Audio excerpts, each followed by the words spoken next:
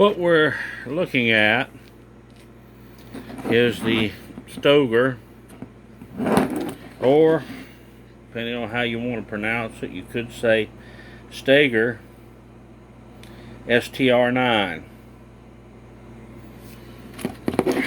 This one is about the same size as a Glock 19.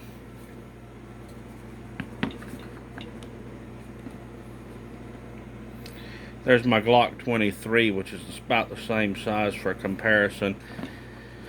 Pretty much the same for practical purposes as a mid-size Glock. I've heard this pistol, people tried to market it, say good things about it, saying it was the poor man's Glock. Well,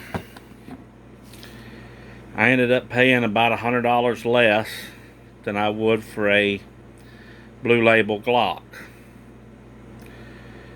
The package I bought came with the medium back strap, which is on the gun, and the two larger back straps and the small one, and 3 10-round magazines. I guess that makes it legal in some of your more restrictive states. I don't particularly like being limited in capacity, so one of the things I did was I ordered 3 15-round mags. Those ran me about $100, so came up to about the same price as I would pay for a Blue Label Glock. To me, internally, it functions and seems to work like a Glock. It almost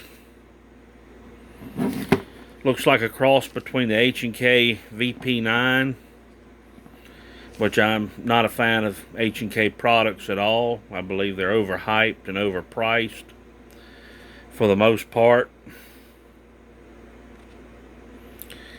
And a Glock.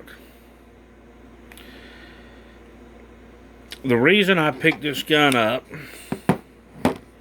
was because, due to a back injury that I hope to have corrected in the next few months, it's left my left hand, which I'm left-handed, unable to push in the mag release and change magazines proficiently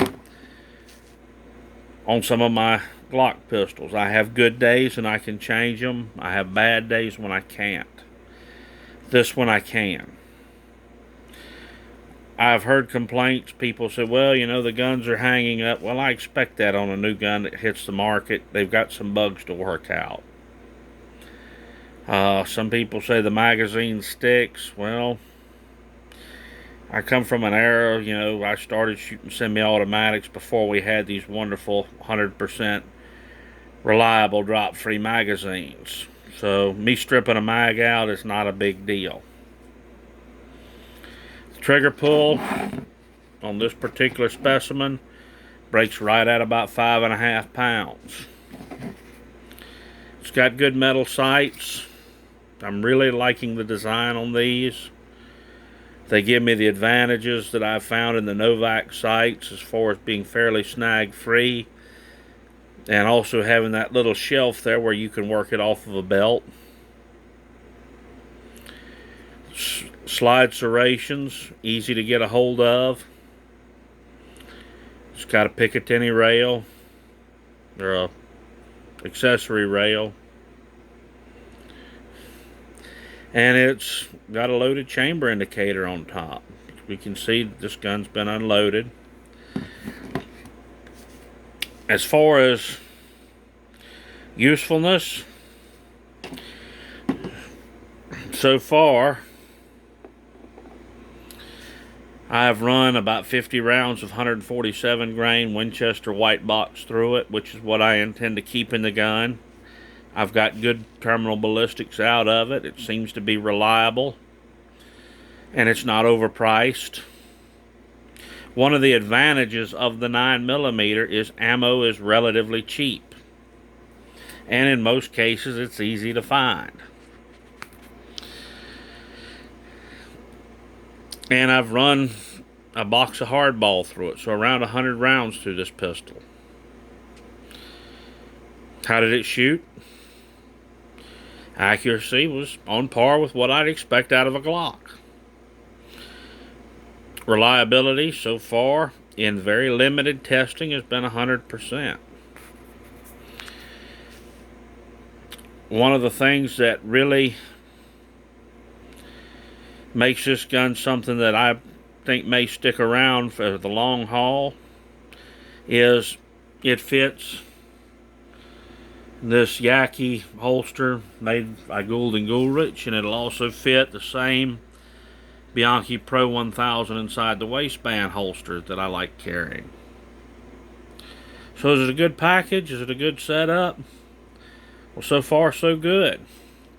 It'll shoot the heavy for caliber 9mm bullets I want to shoot. Capacity's good. Reliability so far, as I said, in a limited test, has been good. Accuracy's been favorable. So, this is kind of an overview of it, and I intend to put some more stuff out with this one later on.